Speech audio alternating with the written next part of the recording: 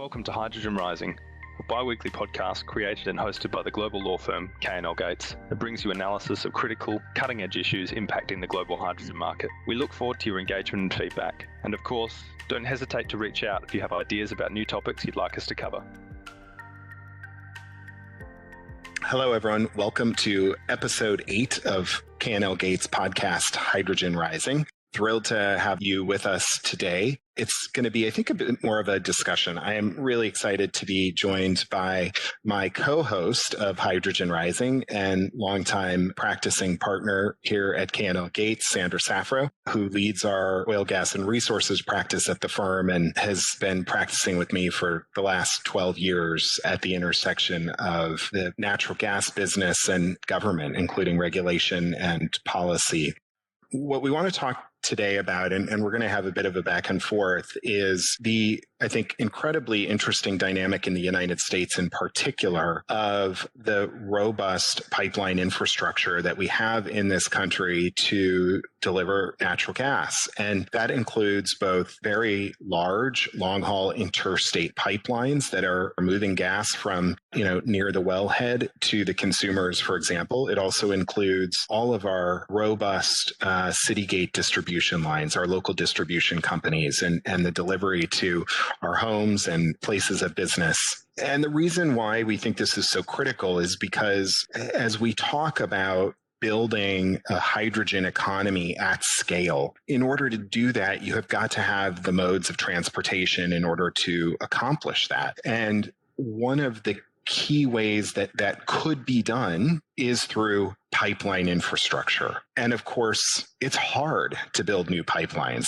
As we know that in the United States, there are legal challenges, there are regulatory challenges, there are substantial environmental challenges to building pipelines in a way that does the least amount of harm to the environment and certainly protects individuals, citizens who live and operate around pipelines. And so we want to have a discussion today about what the prospects are for using our gas grid in this country for the distribution of hydrogen on a bigger scale. So with that, Sandi, I may just kind of flip it over to you. And I'd say kind of the threshold question here, interstate pipes, those pipes that move natural gas across multiple states, those are regulated by the Federal Energy Regulatory Commission, or FERC, here in the US. And kind of threshold question is, can those pipes currently transport hydrogen? Can the hydrogen economy take advantage of that existing infrastructure right now in a way that could help build out this market? And if not, what are some of the challenges and how might we think about adjusting to some of those challenges?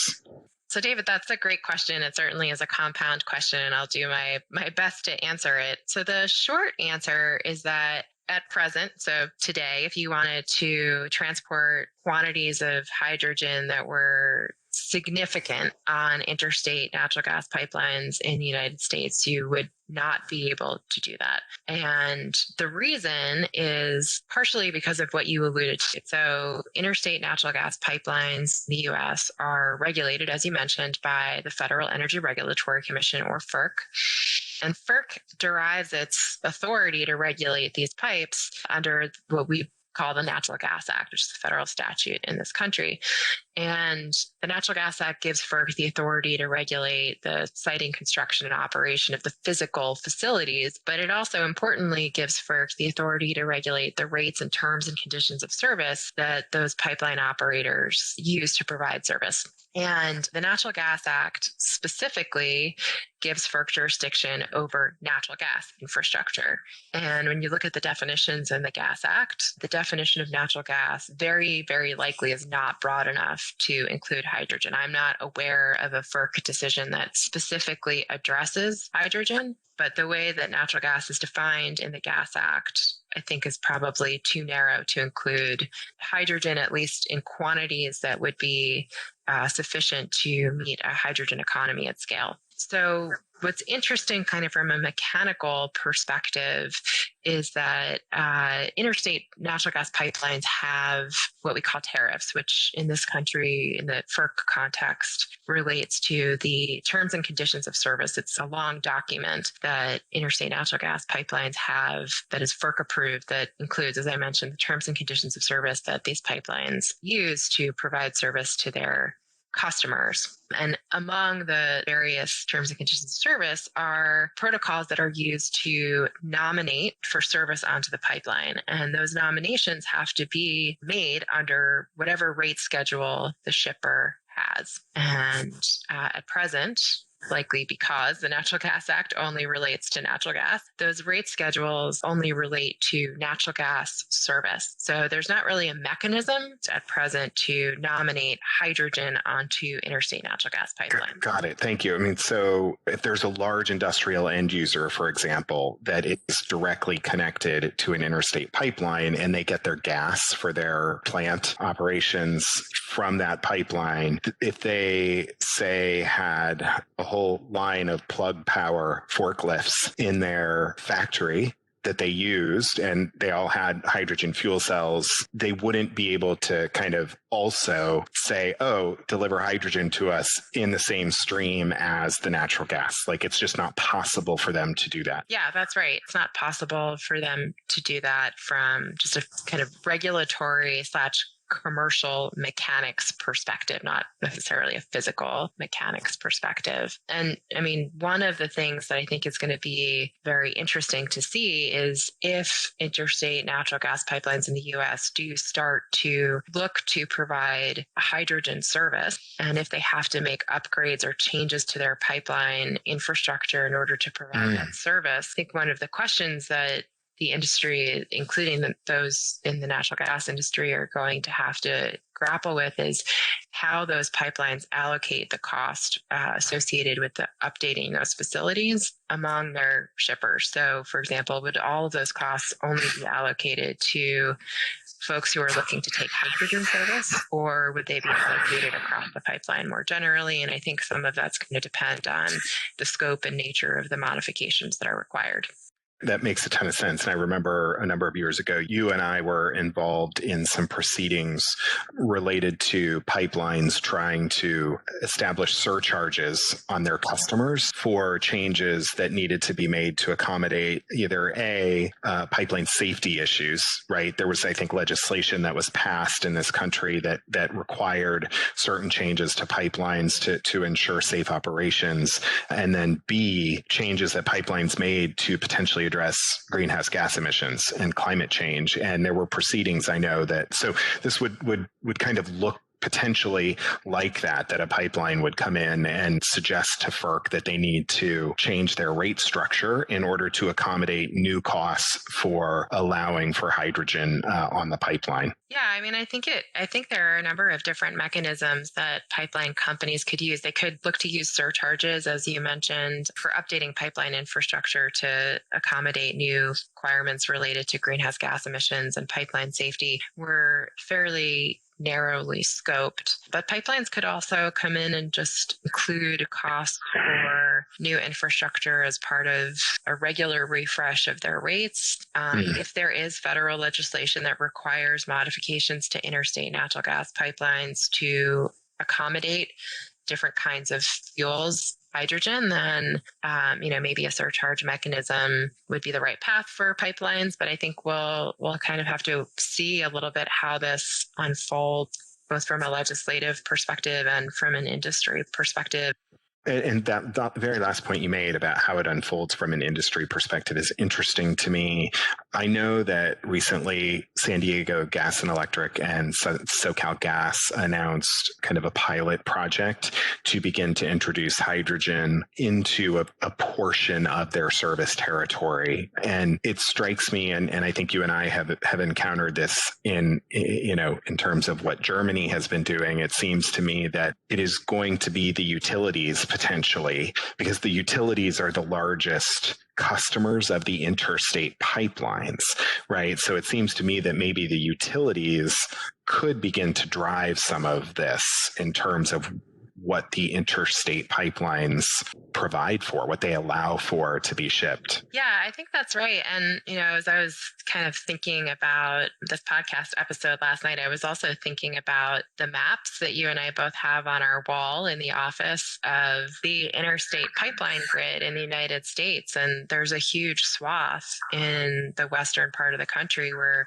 the development looks very different than it does on the East Coast. On the East Coast, you really have this almost like spider web of interstate pipes running up and down and east to west, north to south.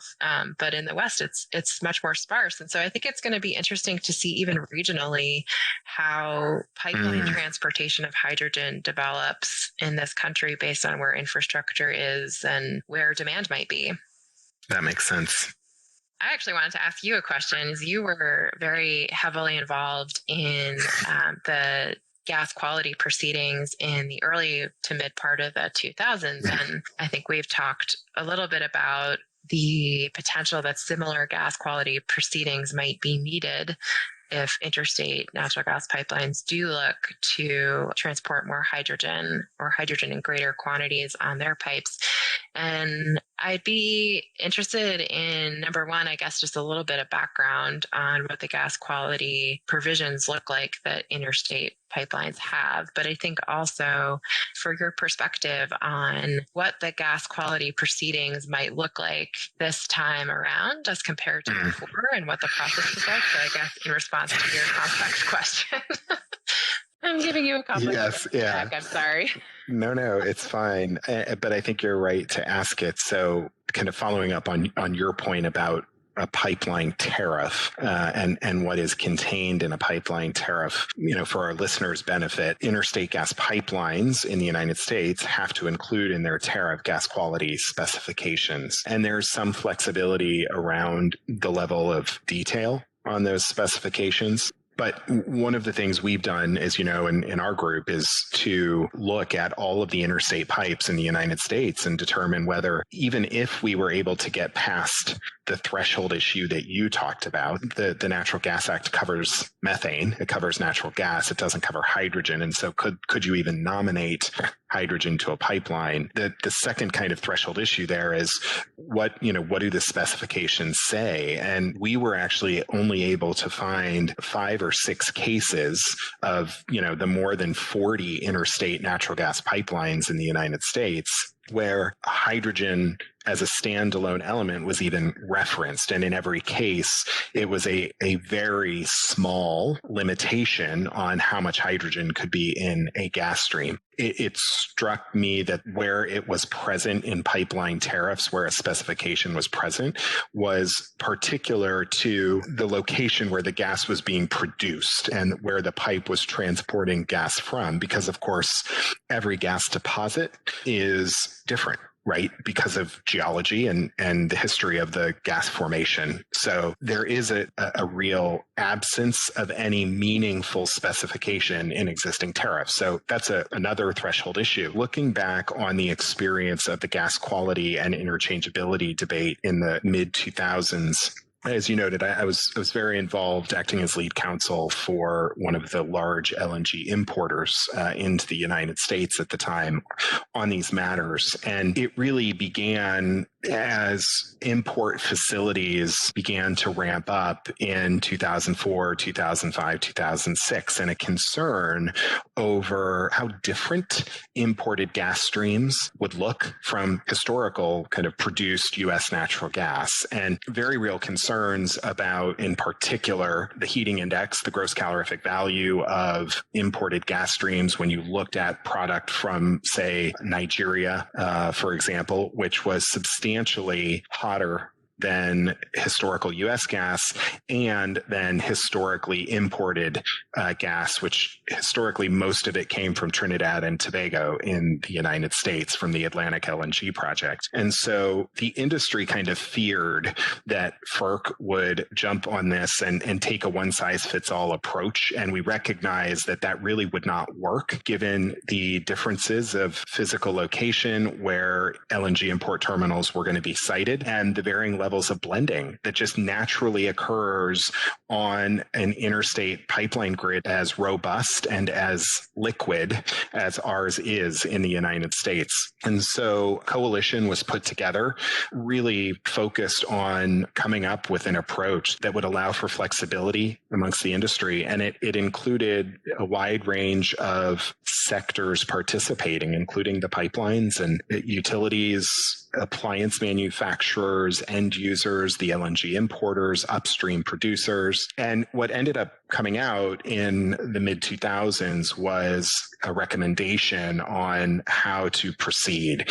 And really, after kind of this significant industry input, the industry developed a set of 5 principles that were intended at the time to facilitate a broader range of gas that could be introduced into the U.S. system. And I think, to your question of does an initiative for hydrogen look different or the same? I think there are aspects of these 5 principles that could be applicable. So the first principle was that only specifications found in a tariff for a pipeline approved by FERC could be enforced. And the idea there was really to set a foundation, right? To say that, look, at the end of the day, we have to look to a document that says something. It can't just be a gentleman's handshake. It can't just be, we think that things will blend okay. There have to be numbers that we point to somewhere. But embedded in that was that it would be case by case per pipeline, right? The second principle was that the provisions, the gas quality specifications in the tariffs needed to be flexible enough to allow pipelines to balance the very real safety concerns that they have and the reliability, to be able to deliver with the importance of maximizing supply and importing as much natural gas as possible. Because at that time, remember, we thought we needed to import natural gas. I think, that is going to absolutely apply in any discussion about hydrogen. Pipeline embrittlement is a very real issue when you exceed a certain threshold of hydrogen in the gas stream. So I think those concerns are going to be critical. And organizations like INGA, for example, the Trade Association of Interstate Pipelines in DC, and AGA, the local distribution company trade association, those are going to be critical to provide evidence-based, science-based data into this discussion. The third principle was that exactly what I just said, that any specifications developed need to be based on technical requirements, that it couldn't just be a utility coming in and saying, well, gosh darn it, we really need the specification to look like X. No, provide data, provide technical information about why it needs to be X. And again, that should be a governing principle for how the hydrogen discussion proceeds. The fourth principle was that when negotiating technically based solutions, that the parties involved should really focus on the interim guidelines that this kind of industry group had developed. And that included a lot of detailed information about how how interstate pipelines blend. It included information about how utilities can work within a range, for example, of the heating value and be okay within a certain range depending on what that range was. So again, kind of using specifics to help frame the discussion. And then the last principle was that recognizing that there very well could be disputes. To the extent there are disputes over the gas quality specifications, those disputes will be brought before FERC, and that they will be resolved on a case-by-case basis, kind of founded on the science and on the facts that are in the record at FERC. So, sorry to go on a bit, but I do think that foundation is critical. And I think most of those that I just went through could absolutely supply the foundation for a discussion about how to blend hydrogen into the natural gas stream. It's a fantastic starting point, in my opinion. And by the way, full recognition that situations can change, right? Because, we started that conversation in 2004. By the time we got to 2007 and 2008, and pipelines were working on implementing changes to their gas quality specifications, the shale revolution had begun. And so we were looking at new gas streams that it wasn't just LNG from Nigeria or from Angola or from Qatar. It was also domestically produced natural gas from Ohio that potentially had 20%